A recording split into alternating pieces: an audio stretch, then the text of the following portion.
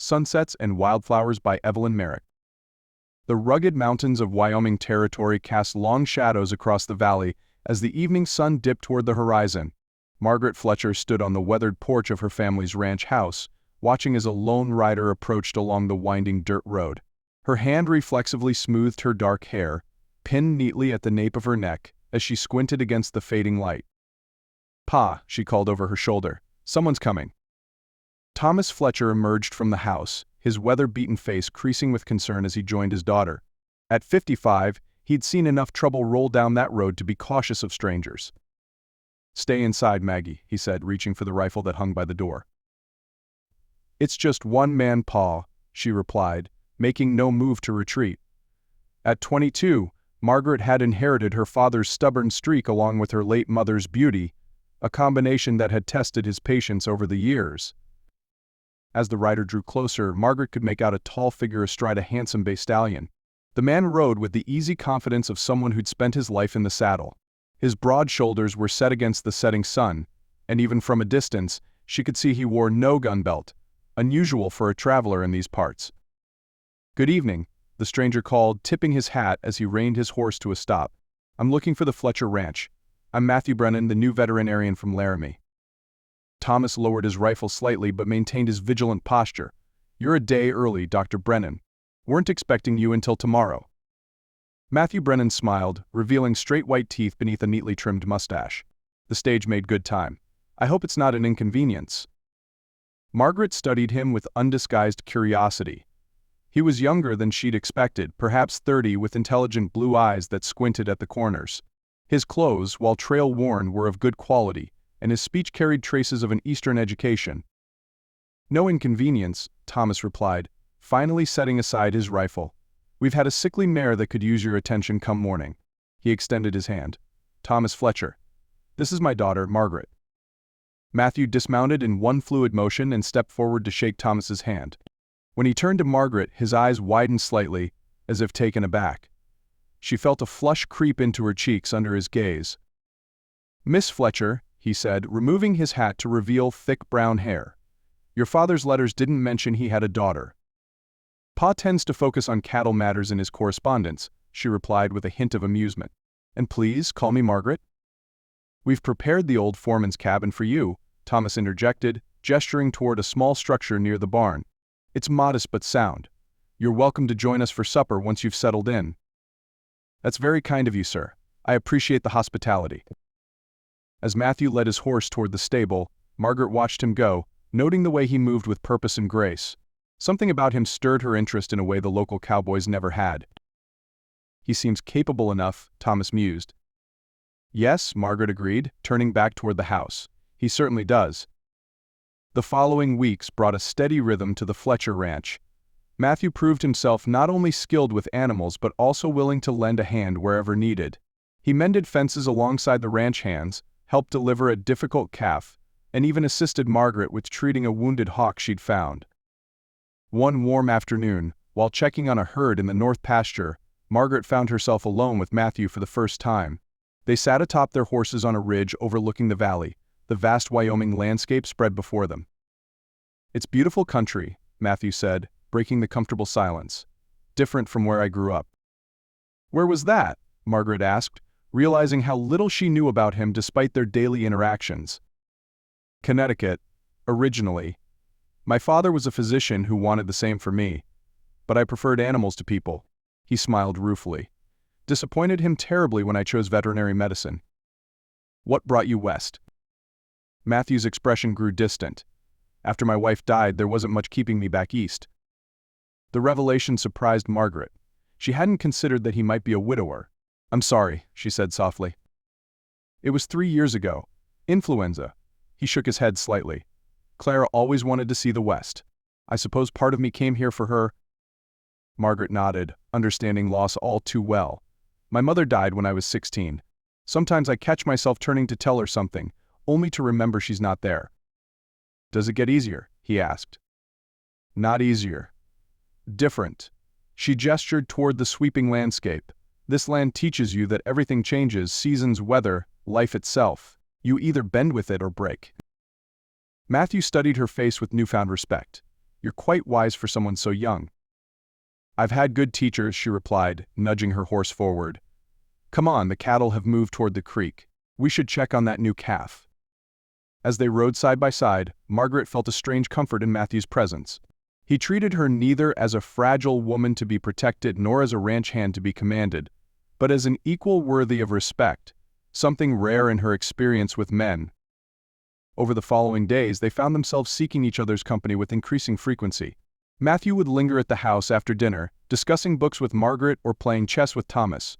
Sometimes, when her chores were complete, Margaret would bring lemonade to Matthew as he worked, and they would talk about everything from Eastern politics to Western wildlife. Thomas observed their growing friendship with a mixture of approval and concern. One evening, as they sat on the porch watching fireflies from the grass, he addressed his daughter directly. "You're spending considerable time with Dr. Brennan," he remarked. Margaret continued rocking in her chair. "He's interesting to talk to, Pa, and he respects my opinions." "He's a fine man," Thomas conceded. "But he carries sadness with him, Maggie. And he's not planning to stay in Wyoming forever." "I know that," she replied, though the reminder stung more than she'd expected. "We're just friends." Thomas gave her a knowing look but said nothing more. As summer progressed, the ranch hosted its annual cattle drive. The dusty work consumed everyone's energies from sunrise to sunset. Matthew surprised the seasoned cowboys with his willingness to work alongside them, earning grudging respect from even the most skeptical hands. On the third night of the drive, as the men gathered around campfires, Margaret brought additional supplies from the ranch. She found Matthew sitting slightly apart from the others, writing in a journal by lantern light. "Letters from a trail hand," she teased, settling beside him with a cup of coffee. He closed the journal with a smile. "Observations, mostly. The plant life here is remarkably diverse. I've been cataloging species with medicinal properties." "Always the scientist," she remarked, bumping his shoulder playfully with her own. "Not always," he replied, his voice dropping lower. "Sometimes I'm just a man wondering how he got lucky enough to meet someone like you." Margaret's breath caught in her throat at the unexpected declaration. In the lantern's glow, Matthew's face appeared both vulnerable and determined.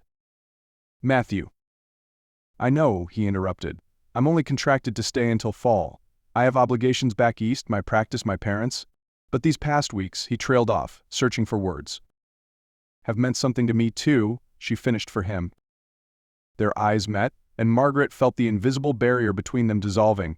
Matthew reached for her hand, his touch sending warmth through her despite the cooling night air. "I don't know what happens next," he admitted. "But I do know I've never met anyone quite like you, Margaret Fletcher." Before she could respond, one of the ranch hands called out, breaking the moment. Matthew reluctantly released her hand as they both stood. "Miss Fletcher, your pa sent word that the north fence needs checking at first light. Wants to know if the doc can ride out with you." "Tell him we'll handle it," she called back, giving Matthew a meaningful look. "Tomorrow." The morning dawned clear and cool as Margaret and Matthew rode north, their conversation easy despite the charged atmosphere between them. They inspected the fence line methodically, repairing breaks and checking for signs of predators that might threaten the herd. By midday, they stopped to rest in a sheltered grove near a small stream. Margaret spread a simple lunch of bread, cheese, and dried apples on a blanket while Matthew tended to the horses. "My father thinks I should marry Jacob Wilson," she said abruptly as Matthew joined her. "He owns the largest mercantile in Laramie and has been courting me for months." Matthew stiffened. "Is that what you want?" "Jacob is kind and stable," she replied, deliberately not answering the question. "He would provide well, and the life of a merchant's wife would be comfortable." "That's not what I asked." Margaret met his gaze directly. "No, it's not what I want. But practical considerations matter out here, Matthew. Women without means or marriages face limited options." "And what would you want, if practical considerations weren't an issue?" he asked, moving closer. Margaret considered the question seriously. "Freedom to make my own choices. Partnership with someone who sees me as I am, not as they wish me to be." She paused. "Adventure, perhaps. I've never been farther east than Cheyenne." "You'd like Boston in the spring?" Matthew said softly. "The public garden fills with flowers and boats shaped like swans glide across the pond." "It sounds lovely," she replied, a wistfulness in her voice she couldn't disguise. "It could be more than a story, Margaret," Matthew took her hand, his expression earnest. "Come with me when I return east." The boldness of his proposal startled her. "As what? Your housekeeper?" "As my wife," he said without hesitation. "I know it's sudden, but I've never been more certain of anything. I love you, Margaret Fletcher." The declaration hung in the air between them, honest and raw. Margaret felt her carefully constructed defenses crumbling. "You don't know me," she protested weakly. "I know enough," he insisted. "I know you're brave and intelligent. I know you cry over injured animals but never over your own hurts. I know you read Shakespeare by candlelight and can shoot a rifle better than most men. What else do I need to know?" "That I'm afraid," she admitted, her voice barely audible. "Afraid of leaving everything I've ever known. Afraid of loving someone who might leave, as my mother did." Matthew's expression softened. He reached up to touch her cheek, his fingers gentle against her skin. "Some risks are worth taking." When his lips met hers, Margaret knew he was right. The kiss was tender at first, then deepened with a hunger that surprised them both. When they finally parted, breathless, the world seemed transformed, brighter, more vivid. "Is that a yes?" Matthew asked, hope evident in his voice. "It's a maybe," she replied with a small smile. "Ask me again when we're not hiding from my father and half the ranch hands." The weeks that followed were filled with stolen moments and secret glances. Margaret found herself counting down the days until Matthew was scheduled to leave, both dreading and anticipating the moment when decisions could no longer be postponed. Thomas, ever observant, noticed the change in his daughter. One evening, as they sat reviewing the ranch accounts, he closed the ledger with a sigh. "You're in love with him," he stated flatly. Margaret looked up, startled by his directness. "Pa." "Don't deny it, Maggie. I've watched you grow up. I know when something's taken root in that stubborn heart of yours." His weathered face showed no anger, only resignation. "He's asked you to go east with him, hasn't he?" "Yes," she admitted, "but I haven't given him an answer." Thomas nodded slowly. "Your mother was from back east, you know. Thought Wyoming would be a temporary adventure before we returned to civilization." He smiled sadly. "She learned to love it here, eventually, but there was always a part of her that missed the life she'd known." "I didn't know that," Margaret said softly. "I don't want that for you, living with regrets and what-ifs." Thomas reached across the table to take her hand. "This ranch was meant to be your inheritance, but maybe your future lies elsewhere." Tears welled in Margaret's eyes. "The ranch is our family legacy." "Family is the legacy, Maggie, not land." Thomas squeezed her hand. "Your brother will return from university next year. James has always loved ranching more than books, despite my pushing him toward education. But what about you? You'd be here alone until then." "I survived 40 years before you were born," he said with a chuckle. "I suspect I can manage a few months until James returns." His expression grew serious. "The question is whether Brennan is worthy of you." Margaret wiped away a tear. "He is, Pa. He truly is." "Then you have my blessing for whatever that's worth." Thomas stood, kissing the top of her head. "Just promise you'll visit your old father occasionally." "I promise," she whispered, her heart both breaking and mending in the same moment. The day of Matthew's departure arrived with cruel swiftness. The morning stage would carry him first to Laramie, then east to reconnect with the railroad. Margaret had risen before dawn, her decision made but not yet shared. She found Matthew outside the foreman's cabin, securing his luggage. He looked up as she approached, hope and resignation battling in his expression. "I was coming to find you," he said, stepping toward her. "I needed to see you alone before you left," she replied. "I have something for you." She handed him a small package wrapped in brown paper. Matthew unwrapped it carefully to reveal a hand-carved wooden box. Inside lay a pressed wildflower, a rare blue columbine that grew only in Wyoming's highest meadows. "It's beautiful," he said, touching the delicate petals. "A reminder of Wyoming," Margaret explained. "Something to remember me by until I join you." Matthew's head snapped up, his eyes searching hers. "You'll come?" "Yes," she confirmed. "After the spring calving. Pa needs me until then, and I need time to prepare the ranch for my absence." Joy transformed Matthew's face as he pulled her into his arms, lifting her off her feet in his enthusiasm. When he set her down, he was already making plans. "I'll send for you in April. My parents will want to meet you before the wedding, of course. But we could be married by early summer." Margaret pressed her fingers to his lips, stopping the flow of words.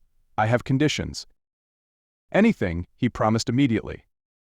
I want a partnership, not just a marriage. I'll learn about your world, but you must respect that I bring my own knowledge, and I want to return west occasionally to see my family. Of course, he agreed solemnly. Anything else? Yes, she said, her voice growing softer. Kiss me goodbye properly, so I have something to remember during the long winter months. Matthew complied eagerly, drawing her into an embrace that conveyed all the promise of their future together. When the distant sound of the approaching stagecoach forced them apart, both were breathing hard. I love you, Margaret Fletcher, Matthew said, resting his forehead against hers. And I love you, Matthew Brennan, she replied. Enough to follow you east, though my heart will always belong partly to these mountains. Then I shall have to ensure the rest of your heart is so thoroughly devoted to me that you never regret your choice, he vowed. As the stagecoach disappeared into the distance, carrying Matthew toward the east, Margaret stood watching until it was no more than a speck on the horizon. The Wyoming wind tugged at her skirts and hair, as if the land itself were reluctant to let her go. Thomas joined her, placing a supportive arm around her shoulders. You're sure about this?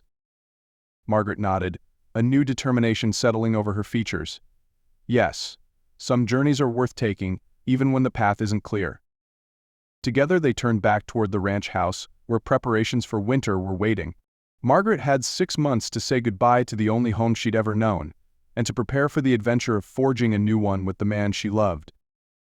In the end, she thought, that was what the West had always been about, brave souls leaving the familiar behind, risking everything for the promise of something better on a distant horizon.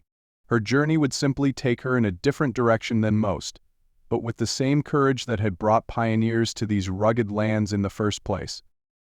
And like those pioneers, she would carry with her the strength and wisdom of the mountains, even as she embraced the unknown future that awaited her in the east, a future brightened by the promise of love.